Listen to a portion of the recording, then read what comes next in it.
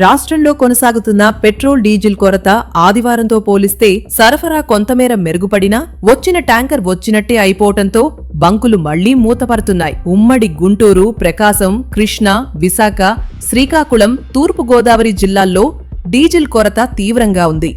Diesel లేక private బస్సులు హైవేల మీద నిలిచిపోవటంతో ప్రయాణికులు ఇబ్బందులు పడుతున్నారు.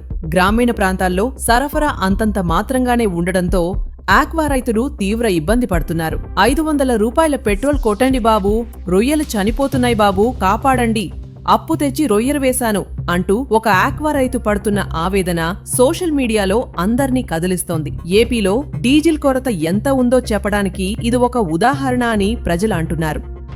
అలాగే వరి రైతులకు ఇది సీజన్ ముగింపు దశ కావడంతో అత్యంత కీలకమైన సమయం. ప్రస్తుతం గోదావరి జిల్లాల్లో వరి కోతలు, కొనుగోళ్లు ముమ్మరంగా సాగుతున్నాయి. అయితే డీజిల్ దొరకకపోవడంతో వందలాది హార్వెస్టర్ మిషన్లు పొలాల్లోనే నిలిచిపోయాయి. కోత ఆలస్యమైతే గింజ రాలిపోవడం లేదా అకాల వర్షాల వల్ల పంట నష్టపోయే ప్రమాదం ఉందని రైతులు ఆందోళన వ్యక్తం చేస్తున్నారు. ప్రభుత్వం పెట్రోల్ బంకుల వద్ద రద్దీని నియంత్రించటానికి, సరఫరాను పర్యవేక్షించటానికి అధికారులను నియమించింది. డబ్బాల్లో లేదా బాటిళ్లలో డీజిల్ పోయడంపై కొన్ని చోట్ల ఆంక్షలు విధించింది. దీనివల్ల నిల్వ ఉంచుకోవటం తగ్గుతుందని ప్రభుత్వం భావిస్తోంది.